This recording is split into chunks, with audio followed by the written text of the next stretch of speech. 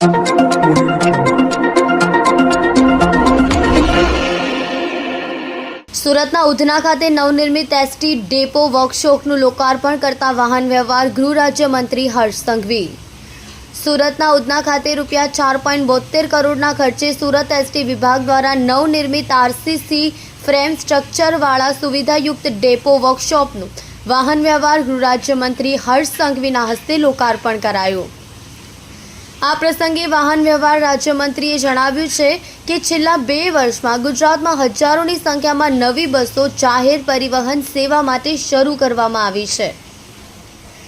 ગુજરાત એસટીના ઇતિહાસમાં પ્રથમવાર પ્રતિદિન 25 લાખ મુસાફરો આવાગમનની સેવા આપવામાં સફળતા મળી છે। આગામી સમયમાં 30 લાખ મુસાફરો પ્રતિદિન મુસાફરી કરતા થશે તેવો આશાવાદ તેમણે વ્યક્ત કર્યો હતો।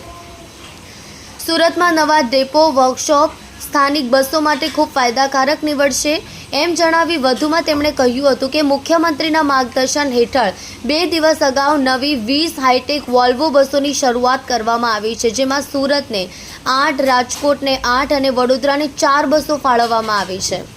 આગામી સમયમાં કુલ 80 જેટલી નવી હાઈટેક વોલ્વો બસો શરૂ કરવામાં આવશે। આ બસ સેવાનો લાભ નવરાત્રી, દિવાળી જેવા તહેવારોમાં મેળવી શકાશે।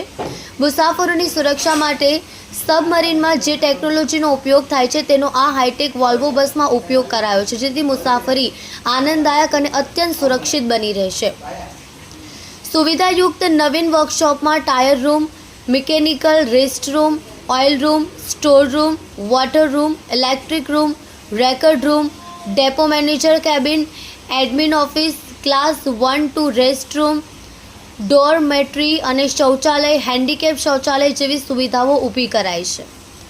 આ પ્રસંગે સાંસદ મુકેશ દલાલ, ધારાસભ્ય સર્વ Manu Patel, Arvind Rana, Pravin Ghoghari, collector doctor Saurabh Parghi, ST નિગમના સચિવ Ravi Narmad, general manager A.B. Joshi, એસટીના વિભાગીય નિયામક P.V. Gurjar, deputy mayor doctor Narendra Patil, વિભાગીય પરિવહન અધિક્ષક M.V. વાઢેર, સુરત ગ્રામ્ય ડેપો મેનેજર M.V. ચૌધરી, શહેર પક્ષ પ્રમુખ નિરંજન ઝાંઝમેરા, અગ્રણી કાળુ ભીમનાથ, સોમનાથ મરાઠે સહિત એસટી અધિકારી, કર્મચારીઓ, શહેરીજનો ઉપસ્થિત રહ્યા હતા।